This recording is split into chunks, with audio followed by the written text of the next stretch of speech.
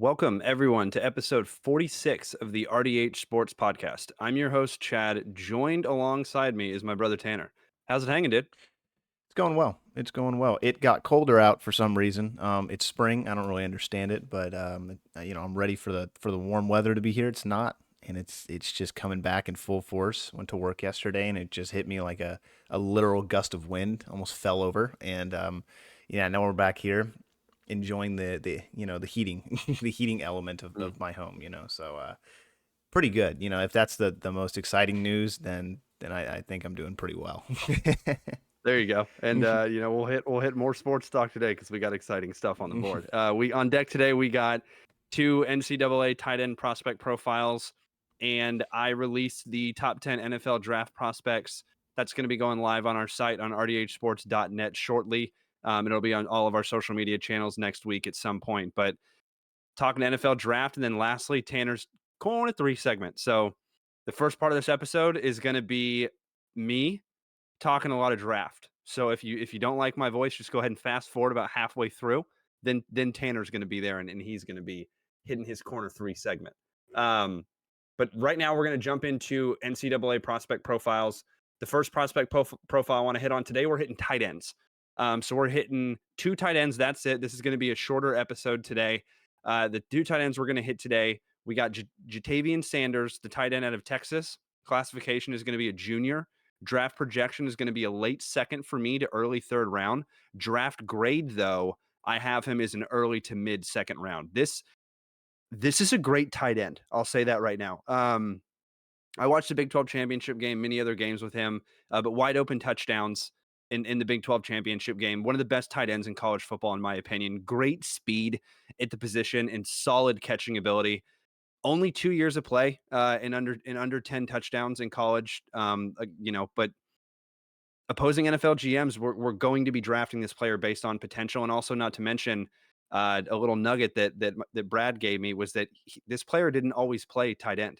He actually showed up and played defensive end, and they moved him over to tight end. So not the greatest run blocker, but we have seen a couple games where this player didn't hold up great on the line. But here's the thing about this guy: when you watch the game against Alabama, he shows up when the lights are the brightest. And to me, he looks like a halfback in the open field after he gets the ball. He's a very intriguing prospect. Like I said, you're going to be drafting this kid based on potential, in my opinion.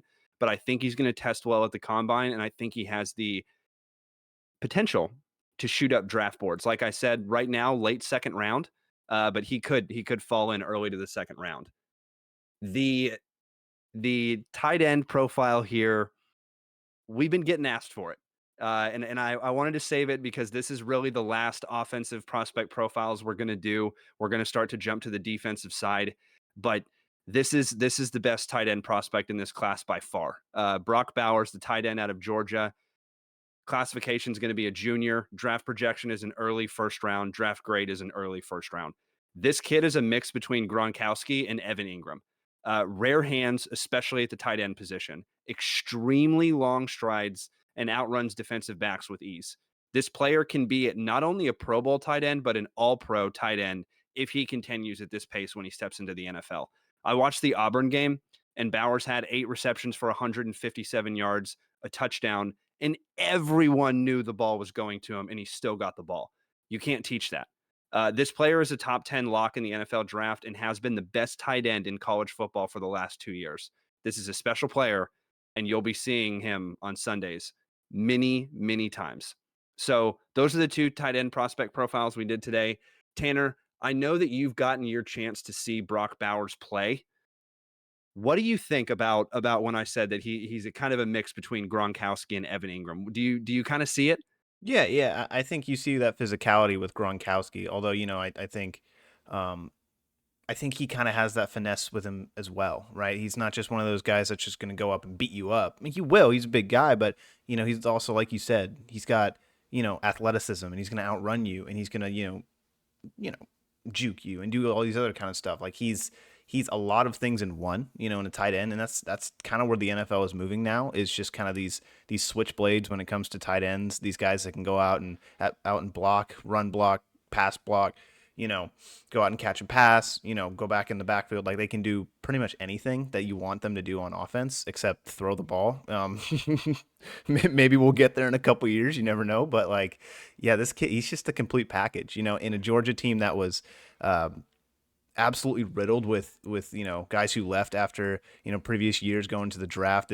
He stepped up. He didn't show any decline with obviously inferior talent that I would say, and he's still like you said, the best tight end in college football, and he has been for the last couple of years. Yeah, and he's a very exciting prospect.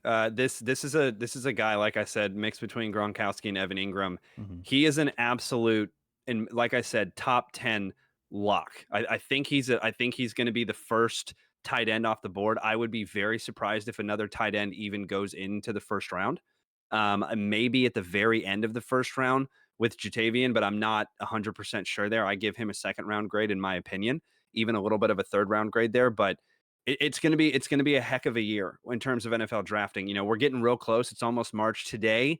February 29th is the NFL Combine, and I can tell you right now that I will be releasing some NFL Combine standouts. I'm not going to give away too much, but all I got to say is go watch this defensive tackle out of the University of Texas. My goodness, this kid is absolutely impressive. But now we're going to move on from the prospect profiles, and we're going to be hitting my official top 10 prospects. Like I said, the NFL Combine is just today, right? We still got Pro Day. So this is only volume 1.0. Most likely there will be a 2.0 version that comes out as well. But I'm going to start at number 10, and then I'm going to go down to number 1. So number 10 is the offensive tackle out of Oregon State, Taliese Fuaga. This is the run blocking offensive tackle that I was talking about on the last episode for the prospect profiles. This is the best run blocking offensive tackle in this class. And when you have an offensive tackle that is that good at run blocking and that good at pancaking and that good at getting out in front of defenders at that tackle position, he is a guy that is going to be so elite at the next level, especially if he goes to a scheme where there's a very good running back. And next episode, we're going to hit all of the upcoming free agents. A lot of those are going to be running backs, and a lot of teams need a running back. So this is a guy that if he gets drafted by your team and your team's a run first team, that's incredible. He definitely needs to improve on his pass blocking a little bit, but this is easily in the top 10 for me so far. The next offensive tackle is number 9. This is the name that I get wrong every single time. The offensive tackle out of Penn State, Onwenu Fashanu. Probably messed it up for the 19th time. But this guy, it's actually pretty crazy. He was projected to be the number 1 offensive tackle over Joe Alt starting this season. But Joe Alt, another Notre Dame offensive lineman, kind of comes in and takes it from him. So a lot of experts have Fashanu and Joe Alt very close together. I personally have them pretty close together. They're both in the top 10 here, but he's going to be number 9. And the reason he's number 9, and I almost even put Taliese Fuaga above him, but this offensive tackle out of Penn State, he is developing his run blocking and his pass blocking at pretty much the exact same pace, and you don't usually see that. You usually see offensive linemen really teeter one way or the other, but this player had potentially, if you're looking on Madden, he's got 85s in both ratings, right? Like you're going to take a chance on that guy is to where you have Fuaga where he has like a 95 run blocking. You know what I mean? And pass blocking is not necessarily there. It's like an 80. So it's kind of whatever your team is, whatever your team wants to do, how much they run the ball. It's going to kind of depend on where both these players go. But 2 offensive linemen, number 10 and number 9. This is going to be the first surprise of this top 10 right here. Number 8, Jayden Daniels, the quarterback out of LSU. Yes, bringing in Jayden Daniels in this top 10. I can tell you right now, I'll give you a little nugget here. Michael Penix Jr. is not on my top 10. And if you listen about 3 shows ago when I did my quarterback prospect profiles, I had Michael Penix Jr. rated above Jayden Daniels. Remember, that was about 80 days out to the NFL draft. I've gotten to watch a lot more tape since then. Don't think I just watch tape and then go away, folks. My mind's always, I'm always working. You know what I mean? Always working. Jayden Daniels, his season, the hype he's getting, just everything. I went back and watched him again. I had to throw him in the top 10 here, and I had to throw him over Michael Penix Jr., even though in my quarterback rankings, they are this close. But right now, I'm giving Jaden Daniels the edge. So Jaden Daniels jumped up over Michael Penix Jr. I can tell you right now, I'm going to have a top 50. Right now, I'm already giving you the top 10. Number 11 is Michael Penix Jr. So it's pretty close in terms of top end talent right here. But still, I have to give Jaden Daniels the nod. Then we have the first defensive prospect that I'm not going to go into a ton because I haven't hit defensive players prospect profiles yet.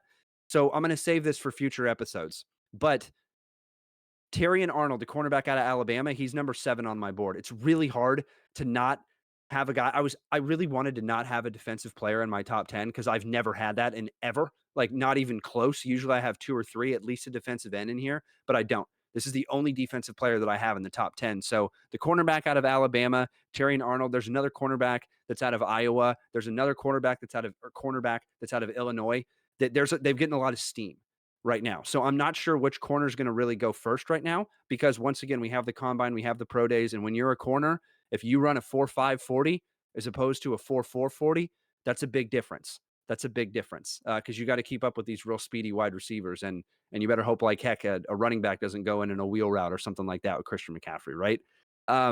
Number 6, another offensive player here. This is the offensive tackle of the draft, Joe Alt from Notre Dame. This is the guy that is a lock. He is your franchise left tackle. No, he's not in the top 5 for me in terms of best players in this draft, but the top 5 best players in this draft are far and above, in my opinion. This draft is absolutely loaded with top end wide receiver talent, and top end, by top end I mean one tight end, and that is my number 5, Brock Bowers, the tight end out of Georgia. We just hit his prospect profile. This is a player that you don't see in every draft, and quite frankly, you don't see him in every other draft or every other draft. This guy is a once in every 10-year type player. This is a TJ Hawkinson coming out of college. This is a tight end that is going to immediately step in and play extremely well. He reminds me a lot of Sam Laporta, another Iowa guy that I'm pulling out of there. Iowa throws in tight ends like nobody's business. But Georgia, Brock Bowers, if your team gets him, no, this is not an Eric Ebron in the first round pick for the Detroit Lions. I'm sorry, no disrespect to Eric Ebron, but he shouldn't have gone that high. Brock Bowers has every intention of going that high, and he is going to be a playmaker at the next level. He's number 5. Number 4, and we've got some wide receivers coming. Number 4, Malik Nabers, the wide receiver out of LSU. He is not number 3. He is not number 2. There are 2 wide receivers that I have ranked above him. Romeo Dunze is sitting there at number 3, the wide receiver out of Washington, above Malik Nabers. Yes, I still have Romeo Dunze above Malik Nabers. Daniel Jeremiah released his top 10 yesterday, I want to say it was, and it was really cool to see that he had Romeo Dunze as well above Malik Nabers. So everybody that was giving me shit online, that guy was an actual college scout or an NFL scout. So, maybe tune in a little bit to RDH Sports. But like I said, Romeo Dunze, number 3, sitting there. He is a literal DeAndre Hopkins 2.0, go up and get the ball type guy on the sidelines. He is going to be a starter, and he is starting to gain a lot of hype. And if you don't know about this kid, go check out our social media. I released a prospect profile on him. Go look at our website. We got a ton of stuff on Romeo Dunze. Number 2, Marvin Harrison Jr., the wide receiver out of Ohio State. You have to, right? Number 1 and number 2, in my opinion, this draft class are absolutely locked. But Marvin Harrison Jr., Romeo Dunze definitely has that something. But Marvin Harrison Jr. has that something squared. You know what I mean? Like that guy is the best wide receiver I've seen in a little while, to be honest. Like, Jamar Chase and Justin Jefferson coming out of LSU, CeeDee Lamb coming out of Oklahoma, all those guys kind of went into the 10s to the teens kind of range, right? They kind of went a little bit there. I'm not exactly sure where JJ went. I want to say he went. I don't think JJ went top 10. No, it was like, I want to say it was like later 10s or so. It was like 18, 19 around there. Yeah, Jamar might have been up there a little bit because, he already had the hype with Burrow. You already knew it was going on there. But this is a wide receiver that has the potential to come in and not only be a wide receiver 2, a wide receiver 1. So, I really want to see this player go to a young quarterback that they can, either a young quarterback that is developing at a great rate right now, or go to a veteran quarterback that you can give this guy a chance. to step over the next level, right? To step over the next level. Marvin Harrison Jr. is going to be a top 3 pick in my opinion. You know, you've got three teams right there right now. You have Chicago sitting there at number 1, you have Washington sitting there at number 2, and you have the New England Patriots sitting there at number 3. Number 2, the Washington Commanders, completely new coaching staff, completely new owners, completely new everything. You have no idea what's going to happen with them. Chicago, if they actually stay there, there's no way they don't take Caleb Williams. I would assume Washington would most likely go a quarterback at number 2. So that leaves the New England Patriots, a team that would never take a big name like Marvin Harrison Jr. at number 3. But guess what? Their head coach and their general manager is no longer there with Bill Belichick. So in my opinion, I think this kid's a lock in the top 3. I think he's going to be the first player that is not a quarterback taken in this draft. If quarterbacks go 1 and 2, which they typically do, I got Marvin Harrison right there at number 3. All this quarterback talk, I was doing it for a reason, right? Caleb Williams, number 1. Not even close. He is the number 1 player on my board in this draft class, probably next year's draft class, probably the year after that draft class too. Him and Marvin Harrison Jr. for me, I'm a lot bigger fan than a lot of people in the country. If you cannot tell, I've been watching these guys for so long, and even since high school, and they've continued to progress at just a stellar rate. And Caleb Williams literally looks. I completely agree with every single expert. He looks like Aaron Rodgers 2.0. This guy, his throwing. Tanner and I got to see him in person. It is a flick, and it is 50 yards down the field, and it's an easy flick. You know what I mean? We saw all the times he was getting rushed right in his face by UCLA, and he was still somehow making some of these throws. His wide receivers dropped a lot of them, but he was still making these throws somehow. You know what I mean? When every other quarterback in the country would have been flat on their back. So Caleb Williams, number 1, that's not going to change. Marvin Harrison Jr. at number 2, that's also not going to change.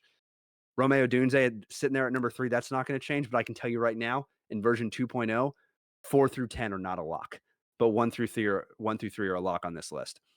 Tanner, I know you've watched a lot of these prospects. I know I'm really the NCAA prospect guy going into this podcast, but do you agree with Caleb Williams and Marvin Harrison Jr. there at number 1 and number 2? I mean, do you see any reason to put anybody else even in that conversation? No, I mean, not really. Like they're just like you said. It's like they're the best at their positions. It's one of those things where you can see the talent. It doesn't matter. I think like how versed you are with football knowledge. You just watch them and you're like, that dude is different. He gets on the field and he makes things happen, and that's just what these guys do. That's just how they affect the game.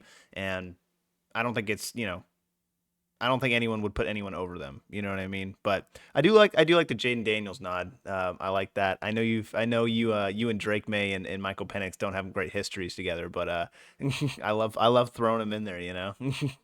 Yeah, and I'm one of the few that don't have Drake May in the top 10. I like I said, I watch all these guys throughout the college season. I've already started to watch guys for next season. I've already got 5 or 6 guys that I've already have full prospect profiles already ready to go, and then I'll go in and edit. And I've been doing this for a long time. In terms of a long time, 8 years, not that long, but still, I'm not a fan of Drake May.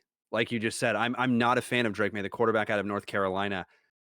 Famously on this podcast, I got his school wrong. I said he was from Duke. Got jumped on that. That was my bad on that one, Drake May. I know you go to North Carolina, not Duke. But the thing about Drake May to me, he looks like Zach Wilson. To me, he looks like Mitchell Trubisky. He looks just like those guys. Mixed between Zach Wilson and Mitchell Trubisky, and I'm sorry.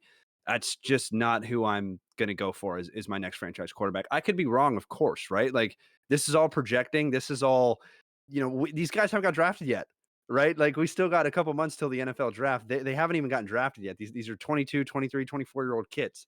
We have no idea where they could realistically be, but we got a pretty good track record. So that's the top 10.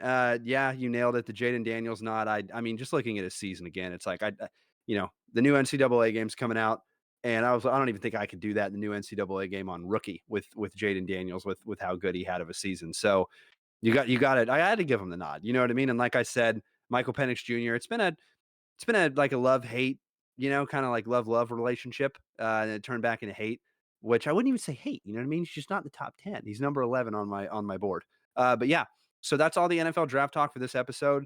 But did want to let you fans know, thank you as always for following social rdh.sports on Instagram, pretty much rdh.sports everywhere. You know what I mean? Same on TikTok. same on Twitter. But we are going to be live streaming the NFL draft.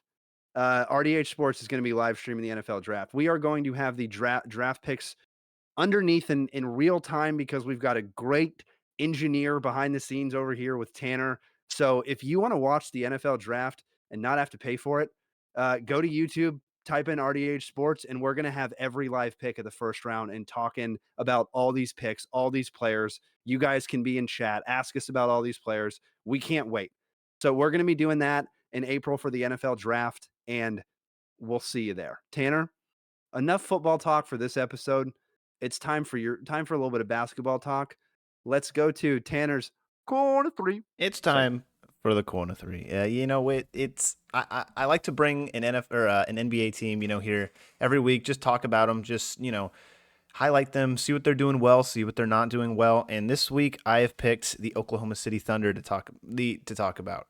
They are they are a fun team, a very very exciting team, and they are built for the future. They're one of the youngest teams in the NBA, second youngest team behind the Spurs, and they're tied, I think, for second or tied for first, I think, in the West right now. I think that the standings they're like a game behind, but that'll change. I think they play tonight. They'll play the Spurs and they'll kick their butt. So they're really good, man. They're stupid good. I really really love Shea Gilgeous-Alexander. I think he's having an amazing season, and he's kind of like my dark horse for the MVP race right now. I think it's between him and Jokic, and I throw Luke in there too. I think Luke is having a fantastic season. Don't get me wrong. I think Giannis is on the outside looking in, but I don't know, man. There's something with him. He's very consistent. I saw a stat last night that was like, in the regular season, he set a record with like most consecutive games with 31 points or more. And it's like, okay, well, that is literally the definition of consistency. And, he's doing it every single game. So it's like you have that cushion, to fall on if you're the Thunder, regardless of what happens with Chet. He's a rookie, with Josh Giddey, with Jalen Williams, and it's one of those things. It's just you got to have those guys, those veteran guys that just always do what they're supposed to do every single game, and he's doing it. And I just wanted to pull up a couple stats, see how their season is going, in terms of like every major category. I think statistically, overall their defense is pretty good. It's not the league's best. It's not the league's worst. Right now they're the 12th best teams in terms of points against. And so we kind of talked about it last episode. That's however many points that the opposing team will put up against you. And number 12, that's pretty good. I think their defense could be better, in some places. I think their rebounding surprisingly isn't like the greatest. I'm looking at the stats, they're one of the lower teams in the league when it comes to that, but in almost every other category, they're amazing. In opponents' turnovers, so however many turnovers they force, they lead the league with 15.7 per game. They lead the league in blocks per game with 6.8. They're top 3 in points per game with 121.3. Milwaukee's second, Indiana 1. Top 2 in field goal percentage at 50%. Only Indiana's better. Number 1 in free throw percentage. Number 1 in 3-point percentage. Top 4 in steals per game. And like I said, at the beginning of the season, they were the second youngest team. So, wow, I know that is crazy. Right? That they are that high in all the categories. It's so interesting. You brought up a good point with the rebounding. Like, imagine if they got more boards. I know how much more dominant this team would be. They'd be scary. I mean, you got Chet sitting down there too, and he's a dominant force. He's the one getting these blocks. He's the one getting, partially getting these steals. Some guards are getting in there as well, but he's first forcing those turnovers just because of his absolute massive height and wingspan, right? So he's controlling the paint, but it's surprising that he's not, pulling down those rebounds too. But I think he's going to get better at that as he moves on in his career. I think that's just, a stepping stone for him, and he's not in on every play. It's a team stat. So, obviously they have work to do. Season's not over. They have the 21st ranked strength of schedule remaining. So for them, it's in the lower half. So that's really good. You have teams that are not that lucky, but I think they have a good road ahead of them. I think, right now they can absolutely get that 1 seed, and they can absolutely play a number 8 seed coming out of the play-in. So I'm really high on this team. I think they are going to go do very well. I think they're going to go far in the playoffs. It's just when you have a young team like this, as good as they are, it's hard to not see success at some point in the future, right? Especially with how well they're built, like in terms of management, in terms of coaches and stuff like that. They're just going to continue to get better and better, and they're already really good. So the ceiling is just going to keep on climbing and climbing. So I really love what they're doing. But I also wanted to go over, and I talked with you a little bit about this, Chad. I want to go over their draft picks. I want to go over what they're going to do in the future, because everyone knows that they got a boatload of draft picks, This is insane. When we had the podcast, the pre-podcast episode where we go over all of our stuff, when you told me this, I was like, there's no way. You know what I mean? Like, there's actually no way that they have this many draft picks, and they do. And I'm going to let you go into the draft pick portion, but to hit on your point that you just said, you don't typically see a young NBA team doing this well, a chance to potentially lock up the number 1 seed in the West. You know what I mean? The West is no joke, right? Like the West is no joke. So if you could potentially lock up a number 1 seed there and have this young of a team and just continue to build on this team, it's insane. And also, not to mention, they have a ton of draft picks, right? It's not all their picks. It's not all their picks. It's a lot of picks from other teams. So even though they're doing so well, they're going to get picks that are still better because other teams are not doing as well as they are. So Oklahoma is a fascinating team, especially when you think about where they were 10 years ago, because they had 3 arguably of some of the biggest superstars in the entire league at one point on their roster, and it just completely dissolved with Kevin Durant, James Harden, and Russell Westbrook. Just went nowhere, completely dissolved. And you're seeing all of that from where we are now. So you're seeing all of these big name guys go away, and way more trades, of course, not just those 3, way more trades, of course, and releasing of players, of course. But this is where they are today, and they're better than where they were back then, which is absolutely insane to think that they're better than those 3 players when they were on the same team. Now, given they were way younger, but still, like, well, actually, I'm wrong.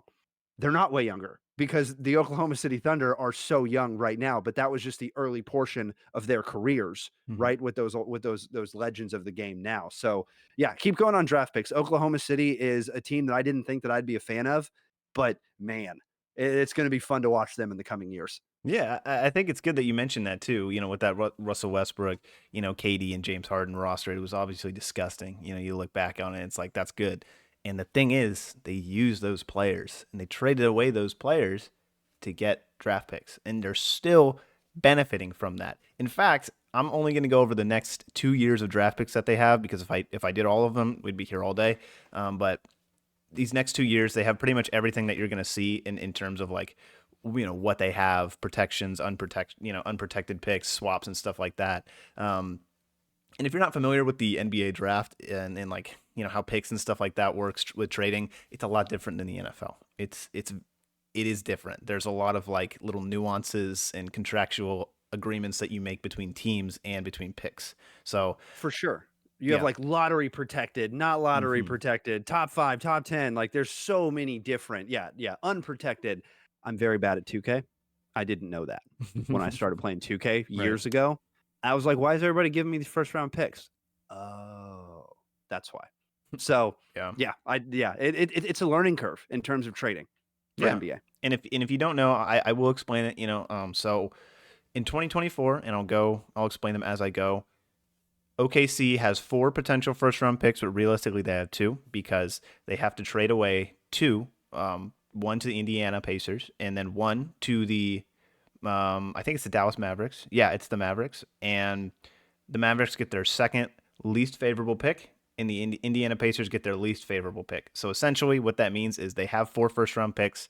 Whichever 2 of them are the lowest remaining, those 2 will go to those other 2 teams. And then they will pick the higher 2 draft picks. If it does work out like that, we'll see. But they have their own first-round pick. That one's easy. Wherever they finish at the end of the season, that's where it's going to pick. They have the Clippers first-round pick. So real quick, they have 3 first-round picks for 2024 for this upcoming draft. Well, they have 4, and I'll go over individually what they are. But 2 of them for sure have to go to Indiana, and Dallas, because Gotcha. Dallas made a trade with them this season. I think it was before the trade deadline, and they basically swapped 2028 first round picks, and they gave OKC the ability to swap those picks if they wanted. So essentially, they just swapped picks, and they're like, okay, OKC, whoever, OKC is probably going to pick the lower seed, or I guess the higher seed, if you want to look at it like that, the better placement and draft position. They have the rights to do that. So they're going to, between those two teams, they're going to pick the better position. They're going to get that better pick. They have the rights to that now, and they traded away. What did they trade away? They traded away the rights for a pick, yeah, and that was it. And then they traded, the rights for this year's first over to Dallas, their least favorable one. So it's interesting when it goes like that. But anyways, they have their own first round pick. Like I said, it's wherever they will land at the end of the season. Then they have the Clippers first round pick for this year. And this is from, and I'm going to explain where these picks are coming from. This is the pick in the trade that sent Paul George to the Clippers in 2019 for Shai Gilgeous-Alexander and a boatload of picks. It was that massive haul. And they're paying, it's paying back 5 years later. You know what I mean? It's crazy to me to think about. Like 5 years down the line, they're still getting stuff from that Paul George trade. And it's like, okay, well, cool. Thanks, bro. And one of them included a 2022 first round pick, which they used on Jalen Williams. And that was, he's a starter. He's played really well in his time at OKC. So they got a starter. They got Shai Gilgeous-Alexander, and they're potentially going to get another starter depending on where LA finishes their season. So that is unprotected, I will admit, or I will mention. So wherever the Clippers finish the season, that's where that pick is going to be. So they also have Houston's first round pick, and this is a 1 through 4 top 4 protected picks. So basically what that means, if Houston goes into the top 4, if they finish a bottom 4 team, which I don't think they will, they're not terrible, but they're probably not going to make the playoffs. So they're probably going to be in that 5 to 10, 5 to 15, 5 to 14 draft lottery range. But I think this is a good pick for them. I think they're probably going to get it.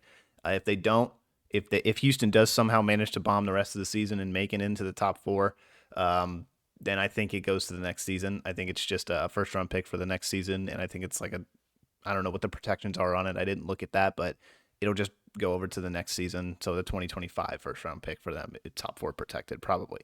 So that was from the trade that sent Russell Westbrook, we're throwing it back here, to Houston in 2019. And they got Chris Paul and another boatload of picks from that trade as well. So 2 huge trades back in 2019, 2 first round picks in 2024. So that's kind of, you're going to see a lot of that going forward. But they also have the Jazz's first round pick, and this is a top 10 protected pick. So the Jazz are kind of like near that range. So this one's going to be interesting to see if they actually get it. We'll see. But it's, if it does go to the next year, if the Jazz do finish top 10 and they get that pick, then it will be a top 8 protected pick in 2026. So I did look into that. Basically, what this one is from, it sent Derek Favors to OKC along with this pick. So that's what they got from this. It was just kind of like a salary cap kind of thing that the Jazz did. So that's 2024. They have four first round picks. They have 2 obligations to send 2 of these picks to other teams. If the Jazz make it into the top 10, which they could, it's possible. Let's see where they are right now in terms of standings. Right now they are close. They're number 12. So if they stay there, then OKC will get this pick. But if they continue, if they lose, if they drop a little bit, then they'll get their first round pick. But basically, that's the 2024. At worst, they could, I guess, not get any picks, but I don't think Houston's going to fall that far. So I'm going to say, like, at worst, they get like 1 pick in this year's draft. But they'll still get their own pick, right? Correct. But remember, they have to send 2 away. So if they get Houston's pick, it could be. If they get Houston's pick, it's probably going to be a top 10, top 12. It's going to be around that kind of range. And they're probably going to pick that one to pick on. And then they're kind of, those last 2 picks, if the Jazz finish in the top 10, they get their pick.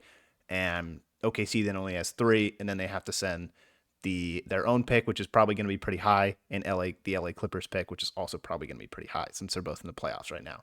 So at the worst, they're probably only going to pick once. At best, they could pick twice.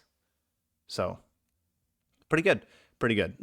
Not too bad, and not to mention the starters that you already got out of the trade. So yeah, I mean, getting Shai Gilgeous-Alexander, I mean, makes the Paul George trade completely worth it to me. Oh yeah, You know, the Russell Westbrook trade. I mean, that's when Russ was, you know, triple double Russ, like literally triple double Russ. But you kind of saw the decline of it after, you know, a little bit seasons after that. So I'm also kind of good with that pick, but keep on going. So I mean, right now I think OKC both picks check. yeah, and it's cool. But you know, whatever happens at the end of the season. We'll see how it plays out. 2025. This is 2 years down the line, not including this season, or I guess including this season.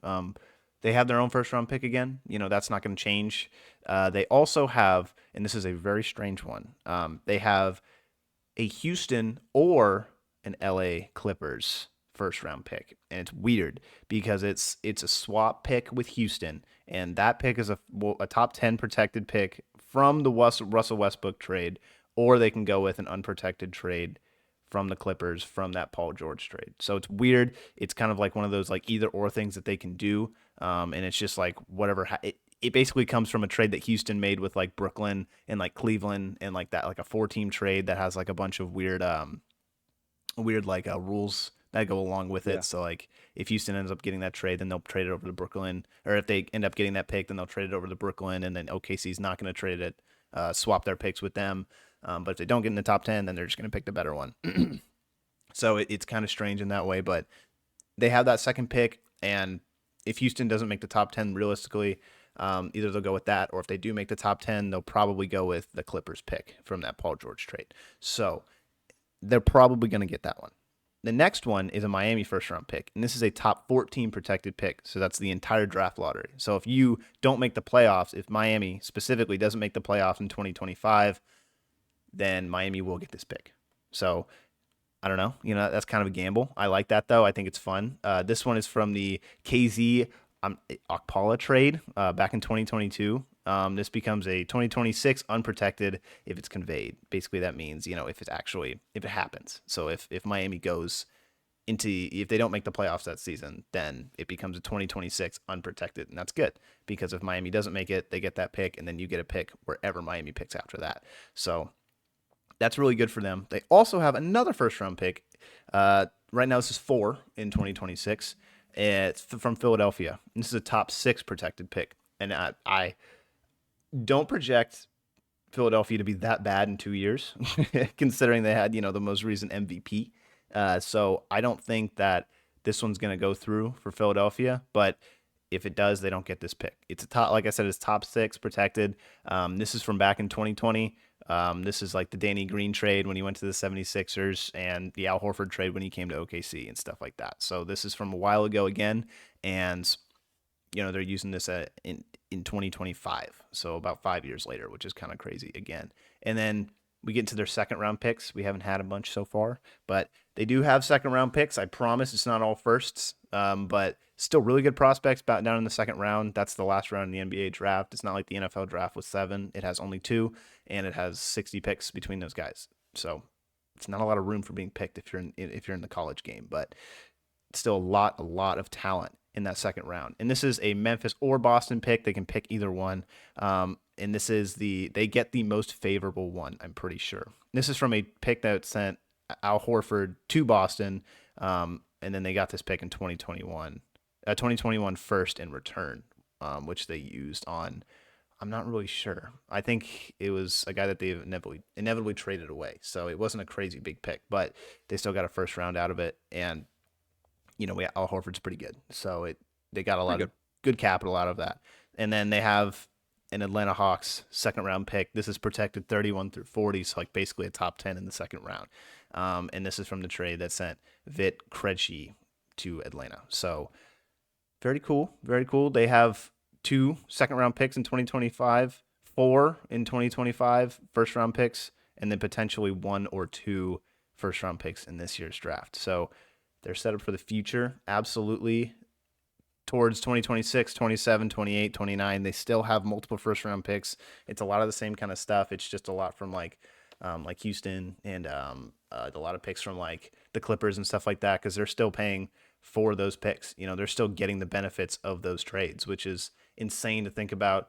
7, 8 years down the line, they're still getting picks from these guys, depending on how you place. But yeah, that's pretty much OKC. That's what they've been doing this season. That's what I predict them to do going forward, you know, and then what they're going to do in the draft coming forward. So it's really interesting. I learned a lot breaking down some of those things, and I didn't know a lot of that stuff. You know, I didn't know a lot of those specifics came from trades that were way, way back in the past, you know, and they're still like first round picks, unprotected. Like, they're good picks.